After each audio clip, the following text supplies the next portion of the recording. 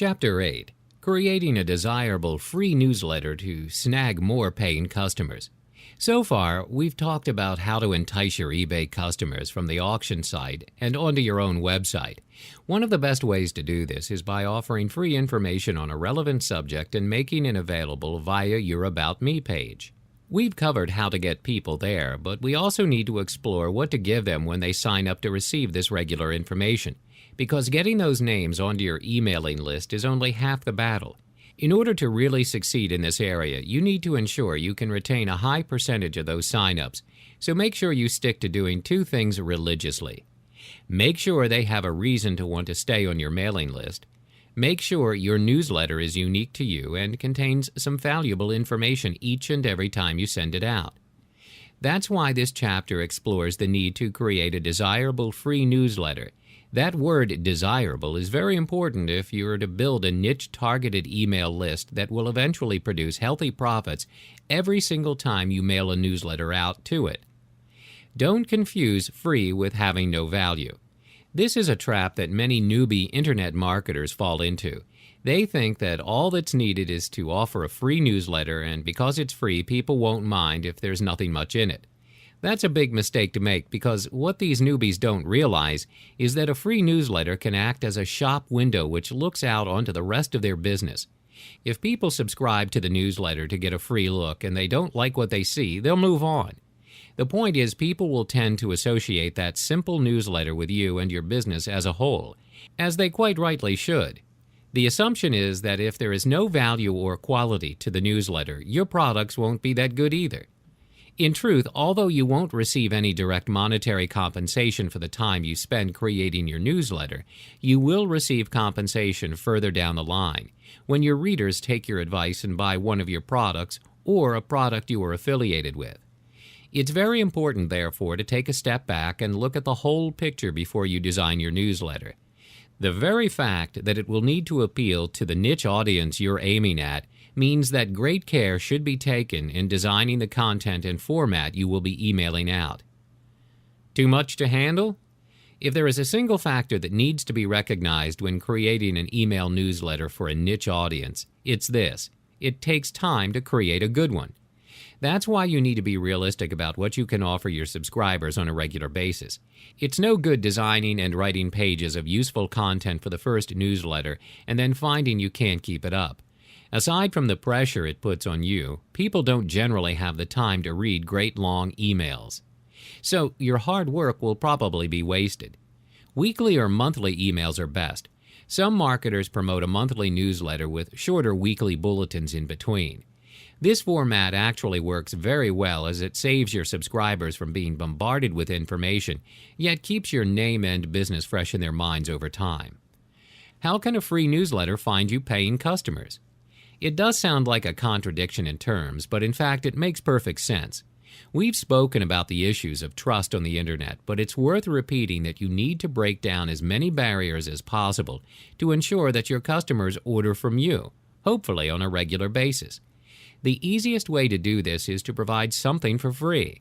The customer has nothing to lose by signing up for a free newsletter. If they don't like it, all they need to do is unsubscribe. You're required to put a link in each email, giving the person the option to unsubscribe each time. By reading your newsletter each time and learning from the information you provide, your subscribers will start to build a relationship with you. If you then recommend a product that would be relevant to your niche audience, they will be far more likely to buy it from you than from a totally unknown seller. In essence, then, an email newsletter is your way of proving yourself in the long term. An email newsletter, on paper. We all know there are plenty of ways to make sure eBay traffic flows from the auction site onto your website and gets directed to your About Me page, where you can mention the existence of your newsletter. But just in case all those methods pass by the buyer, you can also attract their attention to it when you mail out an order by including a printed copy of the latest newsletter in with their item or items. All you need to do is encourage them to do one of the following. Ask them to email you a request to join your newsletter mailing list. They would then need to respond to your confirmation email to start receiving the newsletter. Ask them to visit your website and join your emailing list from there. Some people set up a dedicated page which describes the purpose of having the newsletter and detailing the benefits of receiving it. If you are selling ebooks and there is no physical need to mail out an actual product, all that's needed is an invitation to join your newsletter, included either in the body of the winning buyer email or in the signature section at the end. What kind of format should you follow? Some sellers send out newsletters in plain text as they are easy to read and they don't cause any problems for the recipient, no matter what kind or age of computer they have. Emails containing graphics can look superb, but they take longer to load and, depending on your computer, they may not display at all.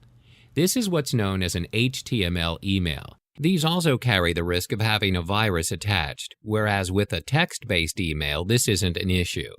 So by using a text-only newsletter, you will be appealing to the broadest group of people possible, as well as retaining the most important part of the whole newsletter, and that's the words themselves. Speaking of the content, there is one very important rule you need to follow when creating a newsletter that has a niche audience appeal. Basically, you need to remember not to create something that is a blatant advertisement for your business. Of course, you will want to promote your products and make recommendations for certain things, but that shouldn't be the sole content of your newsletter. Try, if you can, to create a theme for each newsletter, as this will help the whole thing come together and make sense for the reader. To clarify this point, let's take an example and follow it through to its logical conclusion. This can then be applied to your own area of expertise. Let's go back to the example of the winemaking business we mentioned previously. A good theme for a newsletter would be to give out advice on how to solve the most common problems people encounter when making their own wine at home. Incidentally, if you possibly can, make sure you inject a little humor and personal experience into a newsletter like this, as it shows you have a track record in the subject and you know what you're talking about. Top tip: branding yourself as an expert can be done very effectively with a regular newsletter, and if you do the job well, people will automatically think of you and associate your name with the niche subject you have chosen. To make the winemaking newsletter more readable, you could divide up the problems people have and create a top 10 list of the most common mistakes people make, and how your subscribers can avoid making those mistakes themselves. You can then recommend specific products or chemicals that will prevent problems occurring in the first place or correct them if they do happen. Try and intersperse product recommendations with real content rather than having them in two separate sections. By blending the two in and not making the recommendations sound like nothing more than a pure plug to get more sales and earn more money, you'll probably find you will actually achieve a better sales result in the end. It's also a good idea to mention the name of your website 2 or 3 times during the newsletter. It doesn't always have to be done as a shameless plug either. You could simply say something like this: Joe Blogg's Winemaking Digest comes to you monthly from the owner of www.wineforyou.com. It's simply a way to get your customers familiar with the name of your website, and if you make it a clickable link, they can visit your website there and then. Arousing the reader's interest. Just as we have created ways for eBay surfers to click on links and find your website or newsletter invitation, so we can also create interest which will keep a high percentage of newsletter subscribers coming back for more. The simple trick to use is to reveal a little of what will be covered in the next issue. Don't tell the subscriber exactly what they can expect to find out. Instead, hint at it and give them an idea of how it will be of benefit to them. For example, you could say something like this: Don't miss next month's newsletter, which will reveal how you can make perfect homemade wine with the help of some very unlikely sources. In case you are wondering, wine can be made from tea, coffee, and even rose petals, and maybe you could create an ebook containing unusual wine recipes to promote in that next newsletter. Incidentally, this kind of intriguing comment to promote a forthcoming issue works just as well when used on your About Me page on eBay. You can also mention intriguing and unusual facts in any guide you write for eBay and direct people to your About Me page to get more information. And of course, more information about your newsletter. Pass it on. Finally, here's a simple marketing trick that works rather well, although many internet marketers overlook it entirely. Quite simply, all you need to do is add a message at the end of each newsletter which says something like this: Enjoyed the newsletter? If you did, feel free to pass it on to a friend, relative, or colleague who may find it of interest. If not, tell us and we'll see what we can do about it. We value your opinions and do all we can to serve our customers well. Asking people to pass it on can find you a whole new audience without any extra work on your part. This is especially true when you're marketing towards a niche audience. People often meet with others who have the same hobby or interest and share any worthwhile information they get hold of. Why not put the idea into the head of your customer and extend your marketing reach even further?